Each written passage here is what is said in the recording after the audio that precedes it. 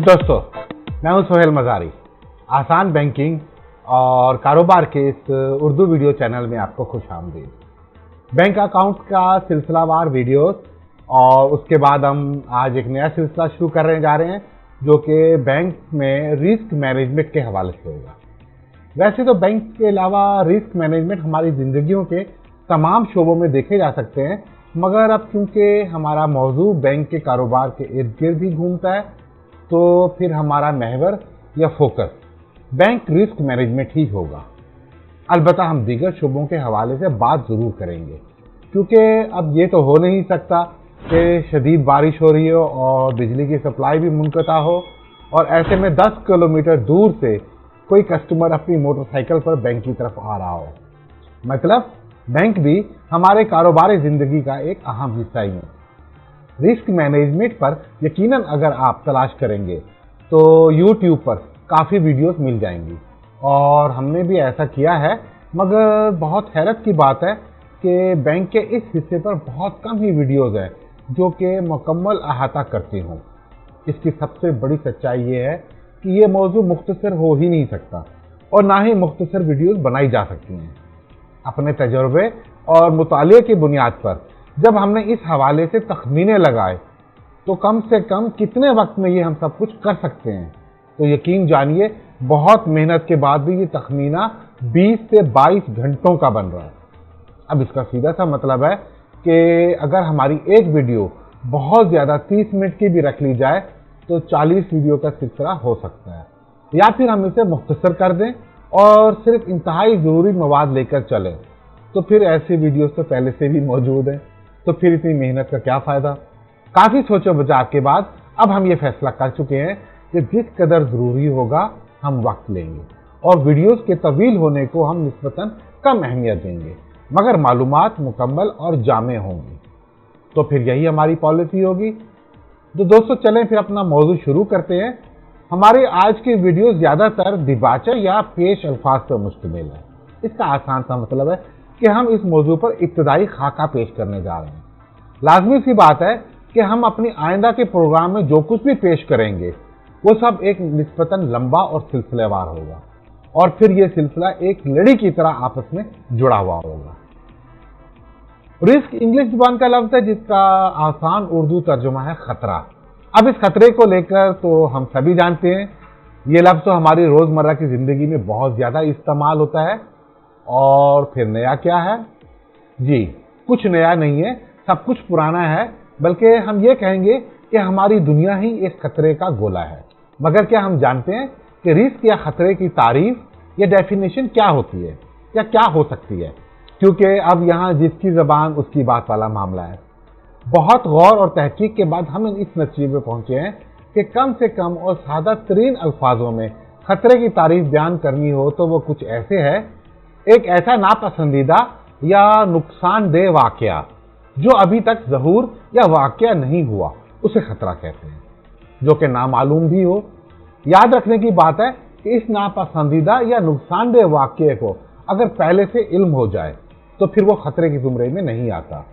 अब रिस्क के साथ दूसरे लफ्ज़ है मैनेजमेंट, जिसका लफ्ज़ी मतलब है इंतज़ामिया, मगर यहाँ लफ्ज़ी मतलब खतरे के इंतज़ाम का नहीं लिया जाएगा बल्कि खतरे के तदारुक या कंट्रोल का मतलब होगा।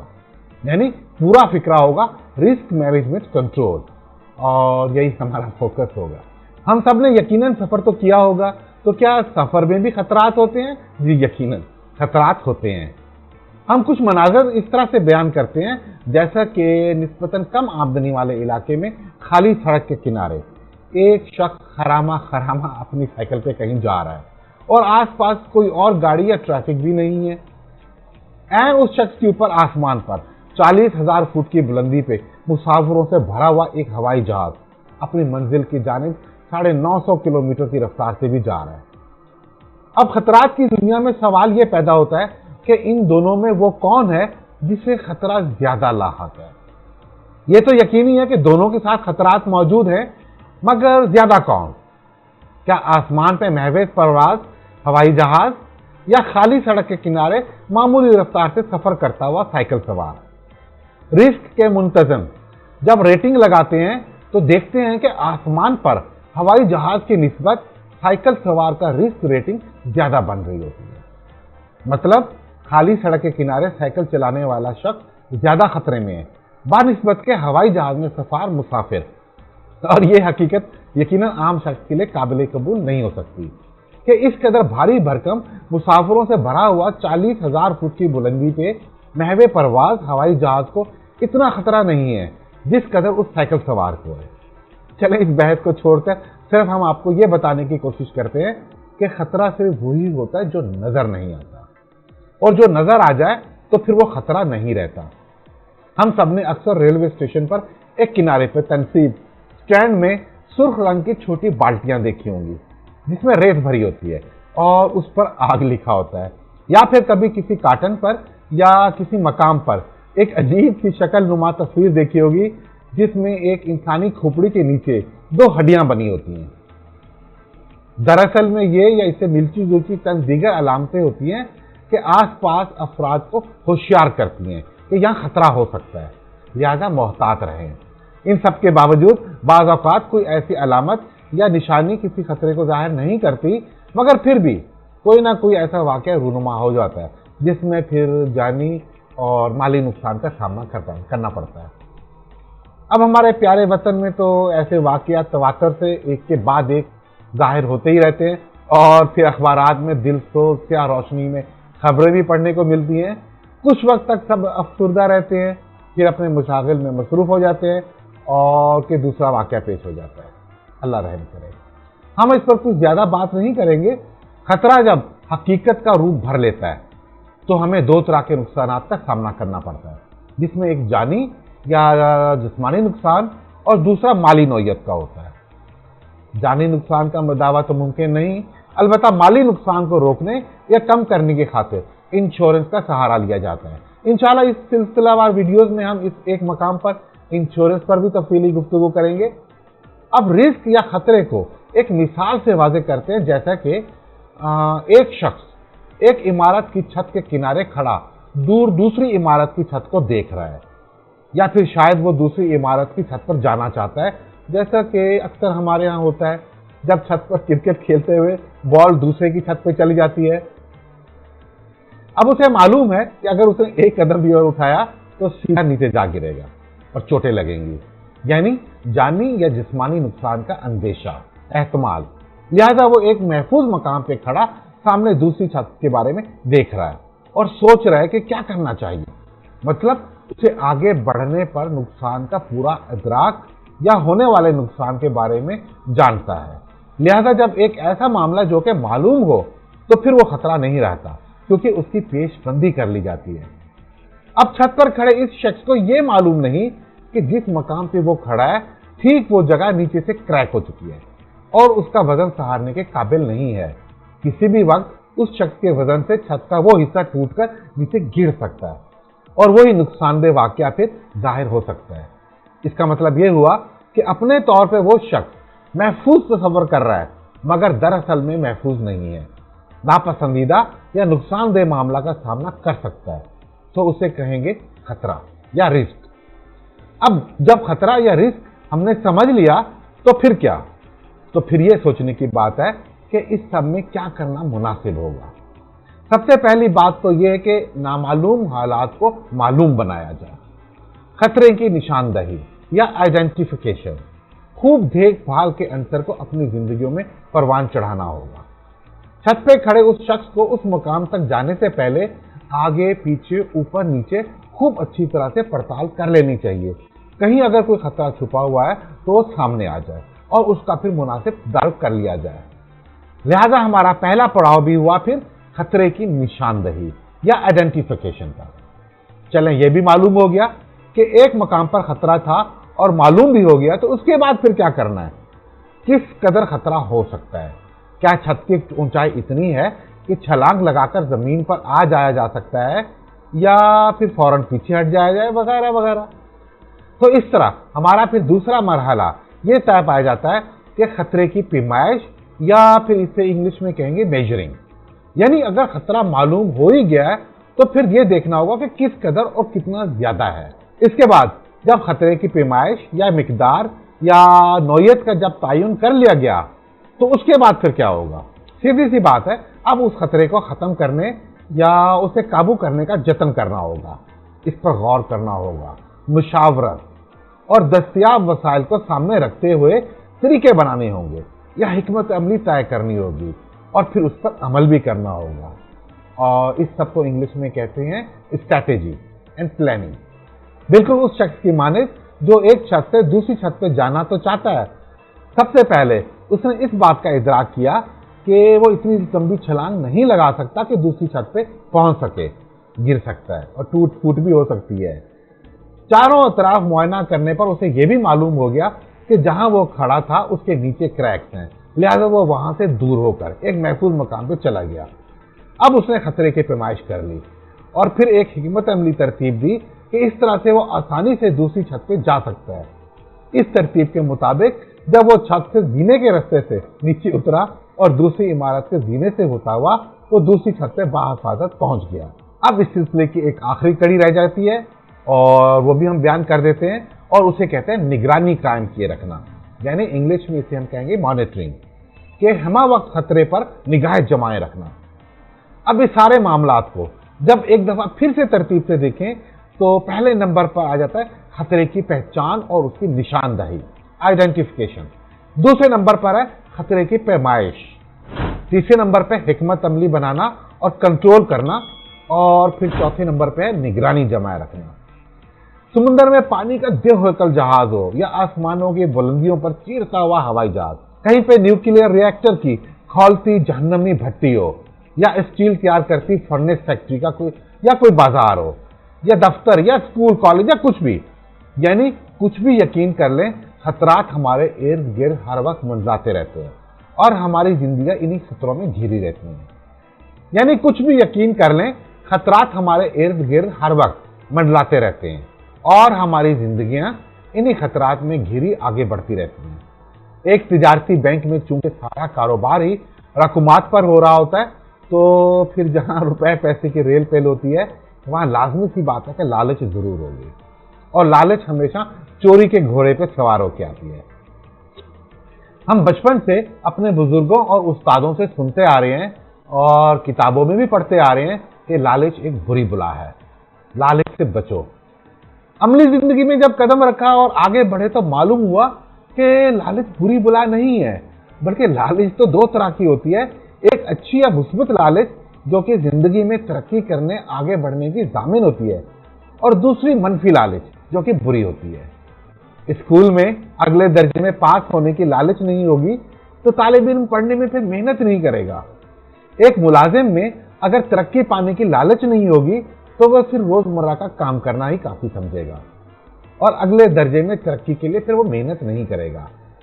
ताजिर को ज्यादा मुनाफे की लालच नहीं होगी तो वो अपना कारोबार क्यों कर बढ़ाने लगा, बल्कि गौर से देखें तो अल्लाह ताला ने भी हमें जन्नत की लालच दी है और जहन्नुम से डराया है। अल्लाहुम्मा अज्जरना मिनन नार। तभी हम गुनाहों से बचने की कोशिश करते हैं और नेक अमाल करते हैं, सूद से बचते हैं। दूसरी तरफ मनफी लालच है जो कि गुनाहों और बुराइयों की तरफ ले जाती है, जहां गबन, चोरी और दीगर जराइम परवरिश पाते हैं। हम यहाँ जिस लालच की बात कर रहे हैं वो मनफी लालच है जो कि बैंकों में एक खतरनाक रवैये को जन्म देती है। देखिए, अगर बैंक के किसी मुलाजिम से गलती से कोई नुकसान हो जाता है जिसमें बैंक को काफी माली नुकसान का सामना करना पड़ता है तो वो काबिल माफी है। उस मुलाजिम को अमूमन तंबीह करके छोड़ दिया जाता है क्योंकि उससे वो गलती अनजाने में हुई या फिर उसकी तरबियत में शायद कमी रह गई होगी। मगर अब अगर वो मुलाजिम बैंक का मुहैया करदा एक मामूली बॉल पॉइंट अपनी जेब में डालकर घर ले जाता है तो ये नाकाबिले माफी जुर्म है। बेशक इस बॉल पॉइंट की मालियत ना होने के बराबर है, मगर उस मुलाजिम की सोच और फिक्र जाहिर करती है कि अगर आज उसने एक मामूली बॉल पॉइंट चोरी किया है तो कल वो लाखों रुपए भी चोरी कर सकता है। बस यही वो सोच है जो बैंक में काम करने वाले मुलाजिमीन में देखी जाती है।